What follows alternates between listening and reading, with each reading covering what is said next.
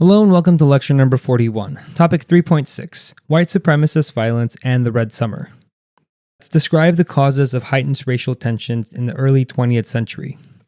Racial violence has been referenced in previous lectures, especially in relation to white terrorist groups like the KKK and the White League, which carried out acts of mob violence and lynchings to intimidate African Americans. These groups sought to keep black people from voting and to maintain their subservience to the white population. From 1917 to 1921, there was a marked increase in racial violence incited by white supremacists.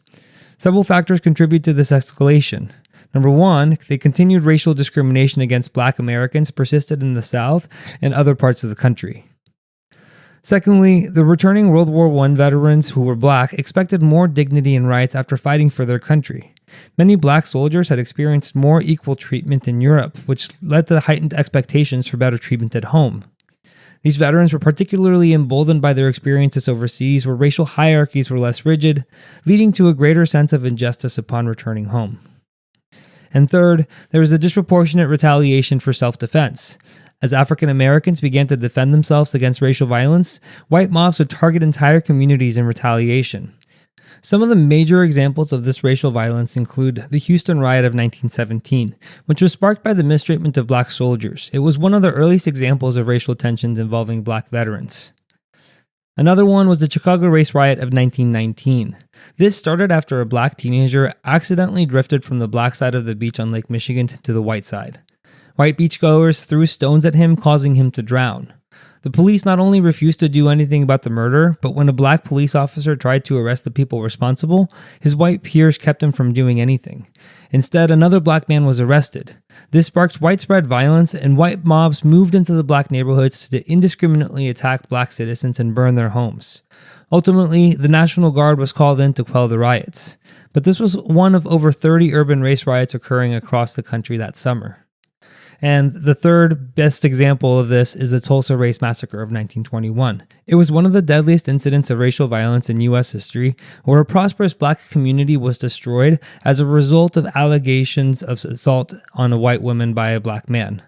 The acute period of racial tensions in 1919 is known as the Red Summer, a term coined because of the bloodshed that occurred during the over 25 riots across the country.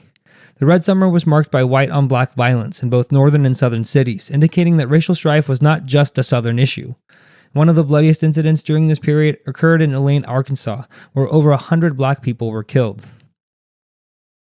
As mentioned already, there were more than 30 race riots across the country in the summer of 1919. The ongoing global food pandemic exacerbated racial tensions as healthcare disparities due to segregation further worsened the black community's plight. Another contributing factor to the heightened violence was the economic competition for jobs following World War I.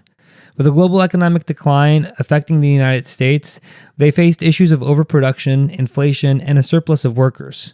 Returning veterans, both black and white, were competing for the same jobs, increasing racial tensions. This competition was particularly fierce in urban areas where black migrants from the South were arriving in large numbers, seeking better economic opportunities. The 1921 Tulsa Race Massacre began after a black man was accused of assaulting a white woman in a department store elevator. Though he was later found innocent, the black community feared that he would be lynched. They rallied to protect him, which enraged the white community. And a mob of 1,500 armed white men attacked the Greenwood district, a prosperous black neighborhood also known as Black Wall Street. Over 1,250 homes and businesses were destroyed, and more than 300 black residents were killed. Some of the victims' bodies were never recovered because the white mob collected bodies on the street and put them into mass graves across the city. To this day, there are still mass graves that exist around Tulsa, Oklahoma, with the remains of the people who perished in the Tulsa Race Massacre. The massacre had a lasting impact on Tulsa's black community, erasing decades of wealth and opportunity.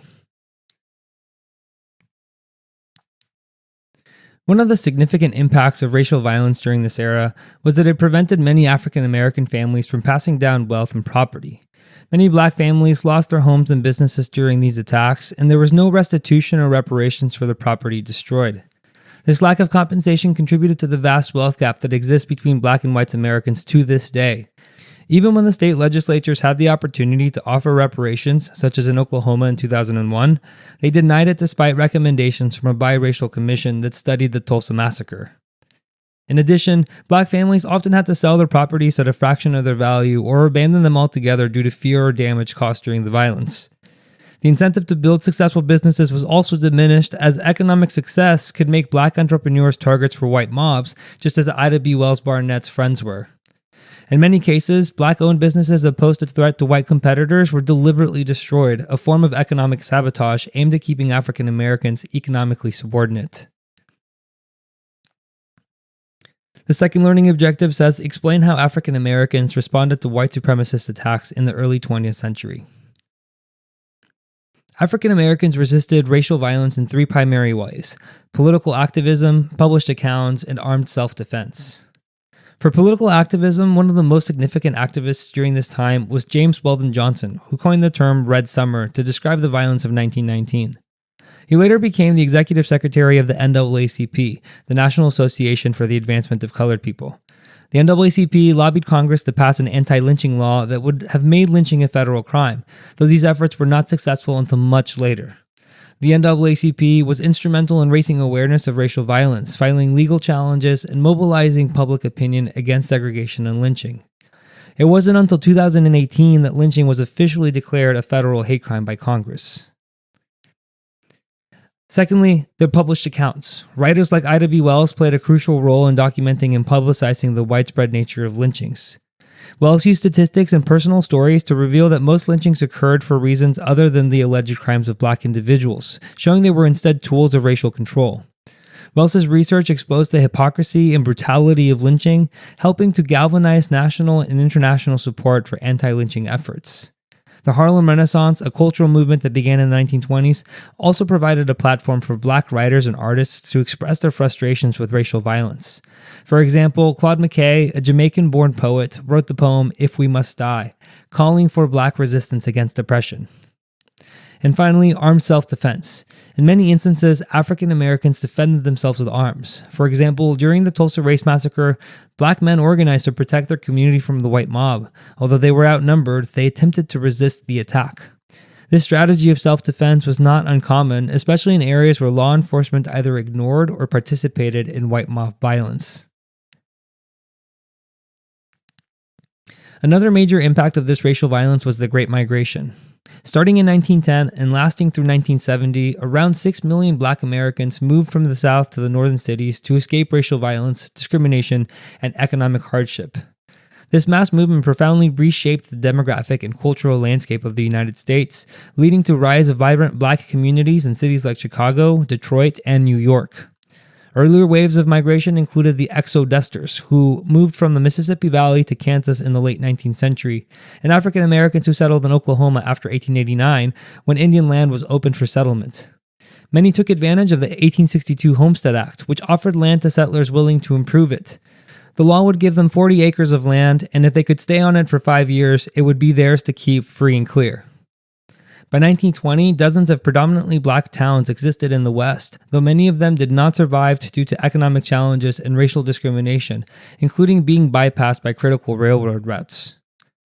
The Great Migration was largely motivated by the lack of economic opportunities in the South.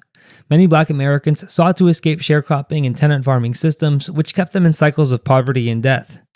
War industry jobs in northern cities during World War I and World War II provided new opportunities for higher wages.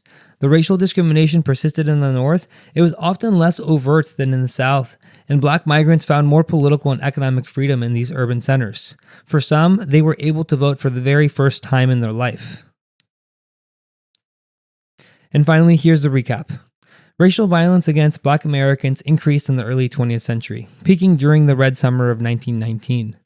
Contributing factors included continued discrimination, the global pandemic, economic conditions after World War I, and the returning black veterans who were unwilling to accept second-class treatment. The Tulsa Race Massacre in 1921 was one of the most violent attacks, destroying over 1,250 homes and killing more than 300 black residents.